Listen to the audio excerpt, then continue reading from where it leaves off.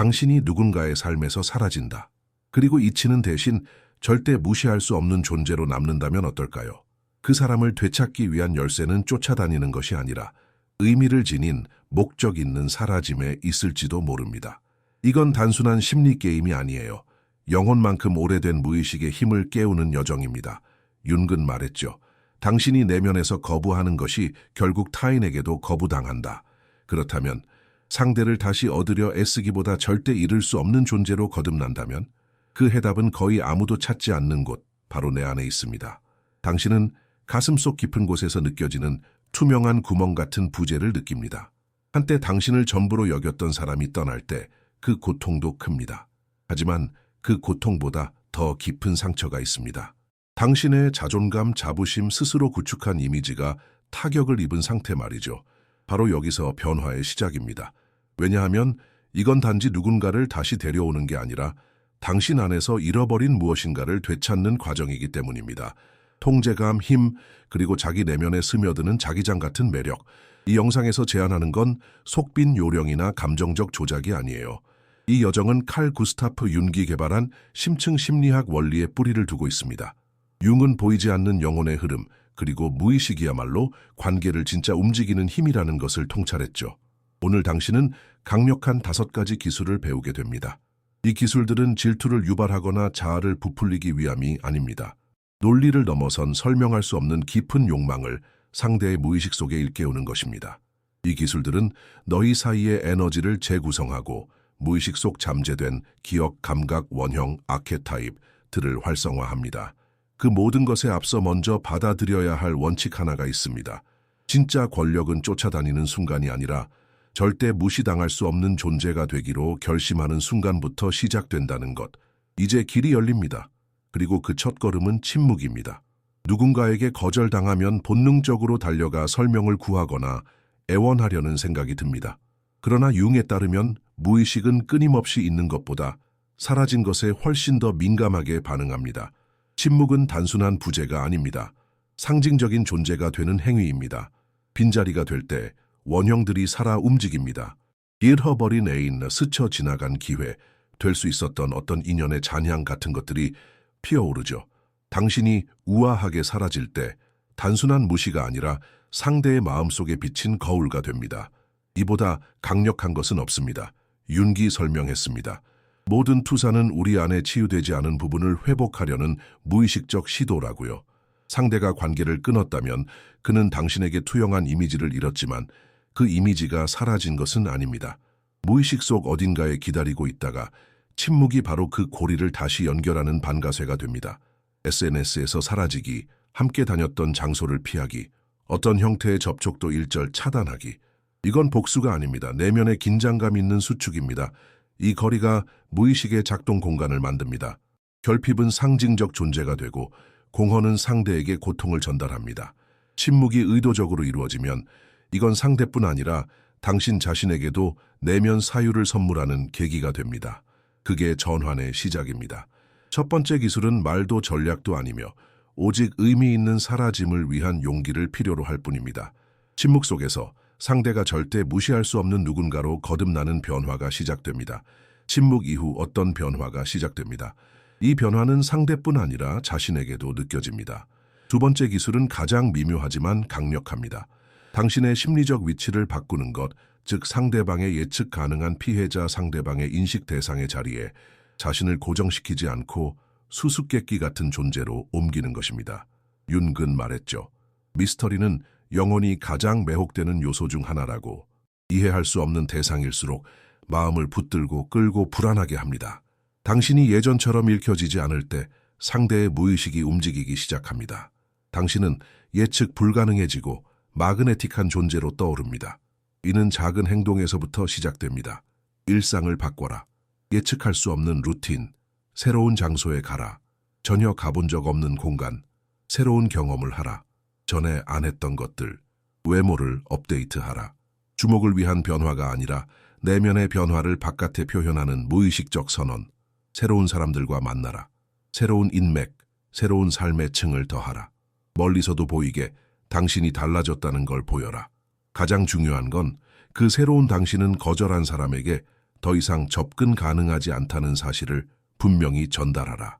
이건 자아를 무시하는 상대의 에고를 자극하는 것이기도 하지만 무의식 차원에서 더 깊이 작용하는 변화입니다. 상대는 당신에게서 슬픔과 절망을 예상했을 수도 있지만 그 대신 당신은 자유롭고 안정적이며 침묵합니다. 그 사람은 빈약함을 기대했지만 당신은 온전함을 드러냅니다. 예측이 깨지는 순간 상대의 오래된 이미지가 혼란에 빠집니다. 그리고 그는 질문하게 됩니다. 내가 뭔가 아직 완전히 이해하지 못한 걸 잃은 걸까? 이 순간이 끌림의 재탄생이 시작되는 지점입니다. 당신은 더 이상 애원하는 자도 피투사된 자도 아닙니다. 당신은 반성, 욕망, 호기심을 일으키는 존재입니다. 이 모든 건 연인이 아닌 오롯한 당신을 먼저 되찾는 것에서 시작됩니다. 당신이 자기 안의 원형들을 활성화할 때 마음의 춤은 다시 시작됩니다. 거기에서 세 번째 기술이 이어집니다. 칼 융은 우리 모두가 소중하고 바람직하며 본질적인 것들에 대한 내면의 이미지를 가지고 있다라고 가르쳤습니다. 다른 사람이 당신이 다른 사람들로부터 존경받고 존중받고 어쩌면 바람의 대상이 되는 모습을 보기 시작할 때 그 사람의 내면에서 무언가가 움직이기 시작합니다. 하지만 주의해야 합니다. 여기서 말하는 것은 싸구려 도발이나 유치한 질투, 피상적인 과시가 아닙니다. 그런 것들은 단지 결핍의 역할만을 강화할 뿐입니다. 전화는 진실된 곳에서부터 그 가치가 드러날 때 일어납니다. 당신이 진정으로 확장되고 있을 때, 다른 사람들이 변화된 당신의 존재감에 연결될 때, 당신의 에너지가 자율성, 아름다움, 자신감을 방출하기 시작할 때, 작은 신호만으로도 충분합니다. 새로운 친구, 당신의 사진에 달린 진심 어린 댓글, 당신을 주목받게 하는 활동, 당신의 빛이 드러나는 새로운 환경, 이러한 단순한 행동들이 감정적 진실을 담고 있을 때 당신을 떠난 사람의 무의식에 영향을 미칩니다. 과거에 극복된 존재로서의 당신 이미지는 무너지기 시작합니다. 그리고 그 자리에 새로운 무언가가 나타납니다. 잃어버린 것이 그렇게 쉽게 대체될 수 있는 것이 아니었다는 인식. 이 생각은 아무리 미묘해도 자에겐 파괴적인 것입니다. 욕망은 결핍이 아니라 인식에서 다시 태어납니다. 상대는 이전에는 무시했던 당신의 가치를 보기 시작합니다. 그리고 중요한 점은 당신이 복수를 위해 이런 일을 하는 것이 아니라 실제로 성장하고 있기 때문입니다. 그리고 그 성장은 진정한 재회로 가는 가장 확고한 기반이 됩니다. 왜냐하면 더 이상 갈망하지 않는 사람이야말로 진정으로 갈망받을 수 있기 때문입니다. 네 번째 기술은 어쩌면 가장 변화를 일으키는 방법일지도 모릅니다. 이 기술은 타인을 향하지 않고 오직 당신 자신을 향합니다. 이것이 칼 융이 말한 진정한 개성화의 시작입니다. 타인을 기쁘게 하거나 갈등을 피하거나 관계를 유지하기 위해 형성된 모습이 아니라 본연의 자아로 돌아가는 것. 진정한 자아를 다시 통합하는 이 움직임은 조용하지만 깊은 영향을 줍니다. 관계 속에서 우리는 자주 자신을 희생하며 연결을 유지하려 합니다. 욕망을 억누르고 신호를 무시하고 타인에 맞춰 자신을 변화시킵니다. 그리고 모든 것이 끝났을 때 상실의 아픔 외에도 자신을 잃은 공허함이 남습니다. 재통합이란 관계 이전의 자신을 되찾는 것뿐만 아니라 고통 이후에 나타난 새로운 자아까지도 포함하는 것입니다. 예전 모습으로 돌아가는 것이 아니라 더 온전하고 더 진실된 존재로 거듭나는 것입니다. 이 재통합은 거창한 행동으로 이루어지지 않습니다. 그것은 작은 것들 속에 드러납니다. 당신이 걷는 방식, 말하는 방식, 입장을 밝히는 방식, 당신의 선택, 당신이 설정하는 경계, 당신 자신에게 주는 사랑 속에서, 그리고 이것은 거리감이 있더라도 감지됩니다. 에너지가 바뀌고 눈빛이 달라지고 존재감이 달라집니다. 이 변화가 진실될 때 상대는 그것을 느낍니다. 왜냐하면 언젠가 그는 당신의 가장 진정한 자아와 연결되었기 때문입니다. 그리고 그것을 잃었다는 것을 인식할 때 무의식이 반응합니다. 영혼은 한 번 만졌던 진실을 인식합니다. 그리고 진정으로 온전한 존재는 무시할 수 없는 자력을 가집니다. 당신은 더 이상 원하지 않고 끌어당깁니다. 이제는 더 이상 누군가를 설득하려 하지 않기 때문입니다. 당신은 당신 자신으로 사느라 바쁘기 때문입니다. 그리고 그것만으로도 충분히 매혹적입니다. 이 기술은 상대가 반드시 돌아온다는 보장은 없지만 만약 돌아온다면 다시는 같은 방식으로 거절당하지 않을 사람에게 돌아오게 됩니다. 왜냐하면 이제 당신은 온전한 존재이기 때문입니다. 온전한 사람은 선택합니다. 애원하지 않습니다. 침묵, 변화, 전환, 재통합 이후 가장 섬세한 순간이 도래합니다. 접촉의 순간. 하지만 단순한 접촉이 아닙니다. 대화를 요청하는 메시지나 과거를 되살리려는 시도가 아닙니다. 이것은 상징적인 행동입니다. 가볍고 거의 눈에 띄지 않지만 의미로 가득 찬 행동. 윤근 무의식이 직접적인 말보다 상징에 훨씬 더 민감하다고 말했습니다. 잘 포지셔닝된 단순한 감정적 터치는 잠들어 있던 연결을 다시 불러일으킬 수 있습니다. 중요한 것은 당신이 무엇을 말하느냐가 아니라 그 행동이 상대의 내면에서 무엇을 일깨우느냐입니다. 특정한 게시물에 남긴 좋아요, 함께했던 순간을 은근히 언급한 말, 뜻밖의 만남에서의 눈빛, 이 모든 미묘한 움직임은 여전히 감정을 지닌 그 사람의 무의식에 바로 말을 겁니다. 하지만 주의해야 합니다. 이 제스처는 당신의 내면적 과정 이후에 나올 때만 힘을 가집니다. 그 전에 나타나면 그것은 결핍으로 읽힙니다. 그러나 그 이후에 나타난다면 그것은 존재감으로 해석됩니다. 그리고 이 차이는 모든 것을 바꿉니다. 상징적 접촉은 당신의 변화를 통한 자연스러운 결과로 나타나야지 절박하게 관계를 되돌리려는 시도로 비춰서는 안 됩니다. 그 제스처는 우아함, 의도, 진정성을 담고 있어야 합니다. 당신은 돌아오기를 요구하는 것이 아닙니다. 거의 보이지 않게 하나의 다리가 존재함을 보여주는 것뿐입니다. 하나의 가능성, 그리고 그 다리를 건널지 말지는 상대의 무의식이 결정하는 것입니다. 이 작은 움직임이 잘 실행된다면 재접근의 도화선이 될 수 있습니다. 처음에는 의심으로, 그 다음은 호기심으로, 결국엔 욕망으로. 그러나 가장 중요한 것은 이 시점에서 당신은 더 이상 기다리는 사람이 아니라는 것입니다. 당신은 그저 지켜보고 있습니다. 성숙함으로, 명확함으로, 자신을 다시 세운 사람의 힘으로. 그리고 그것이 진짜 힘입니다. 상대를 되돌아오게 만드는 힘이 아니라 그 사람이 다시 돌아올 가치가 있는지를 선택할 수 있는 힘. 이제 당신은 모든 단계를 지나왔습니다. 지금은 경험한 모든 것을 통합할 시간입니다. 이 여정은 단지 누군가를 다시 얻기 위한 방법이 아닙니다.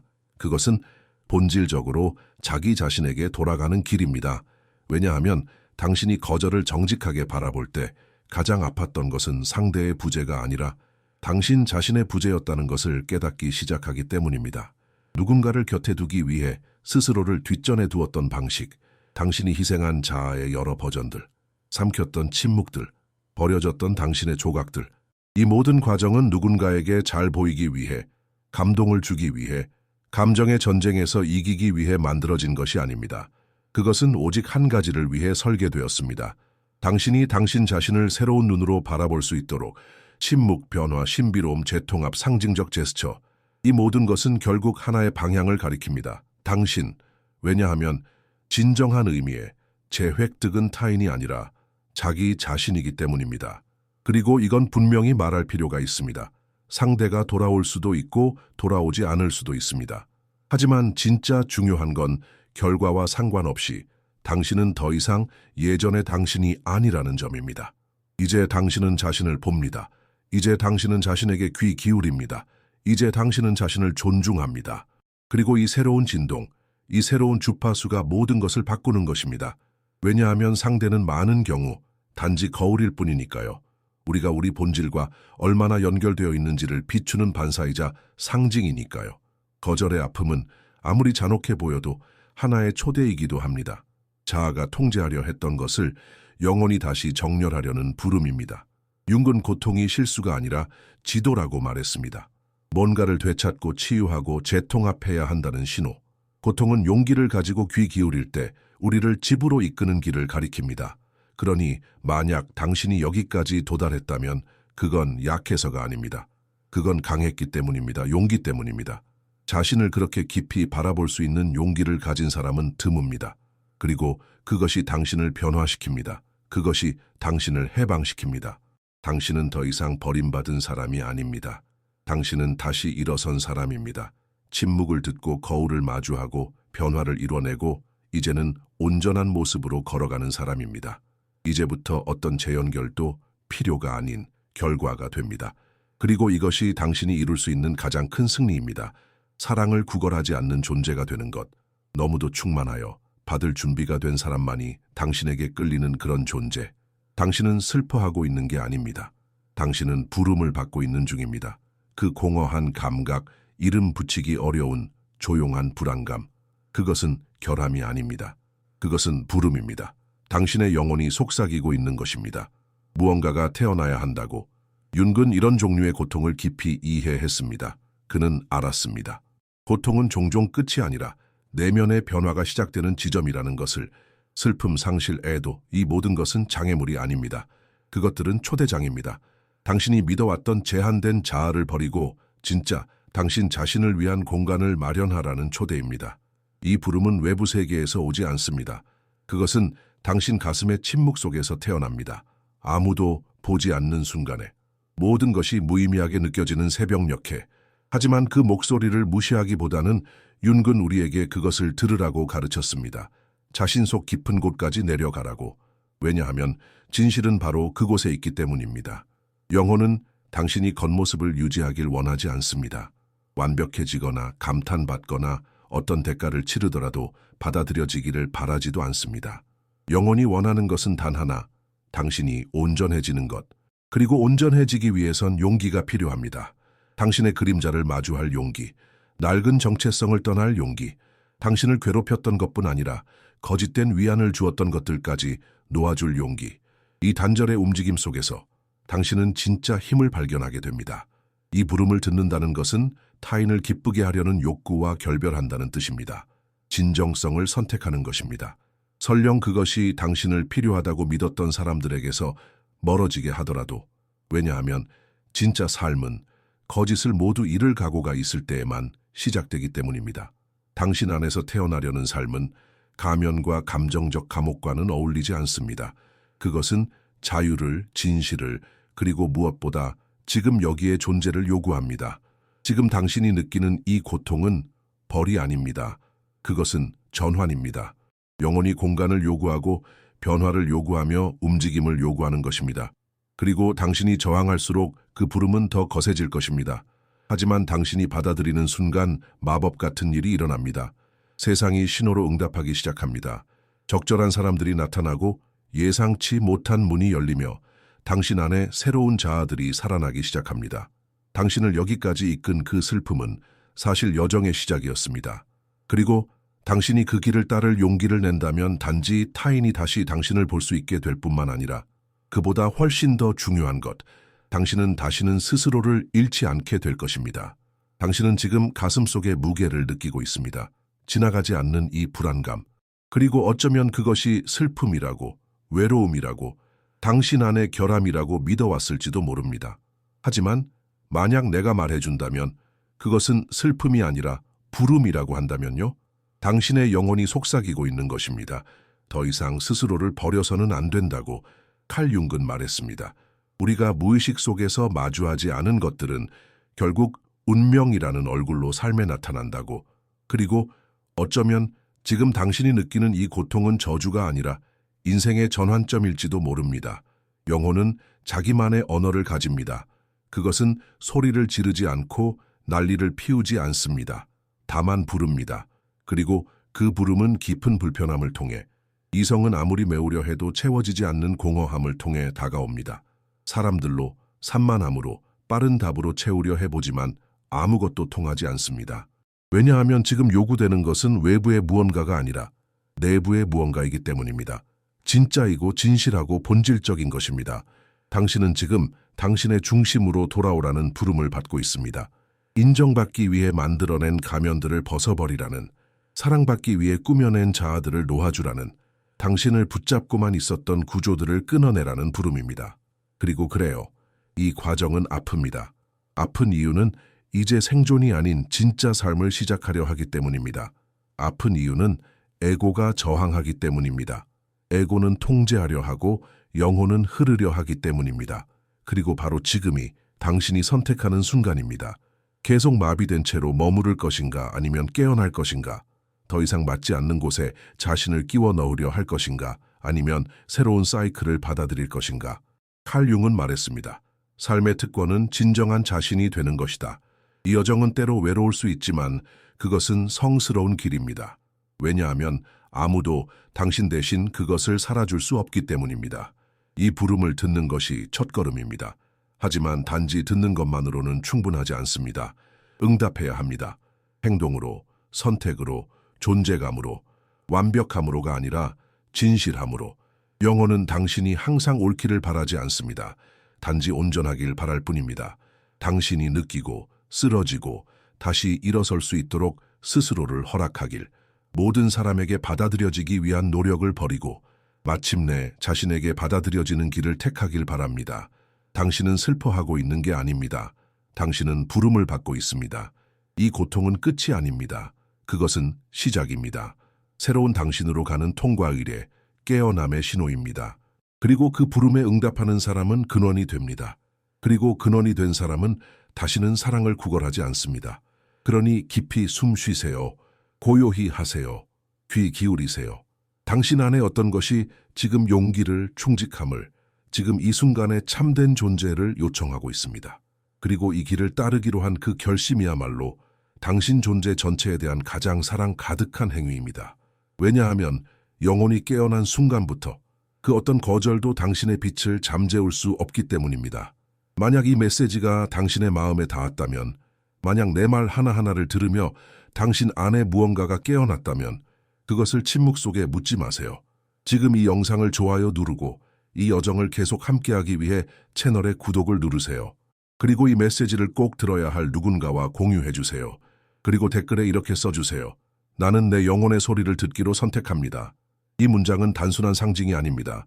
그것은 당신의 본질과 맺는 조용한 약속입니다.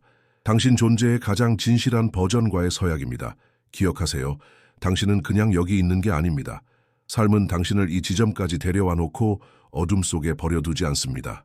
당신 안엔 빛이 있습니다. 힘이 있습니다. 진실이 있습니다.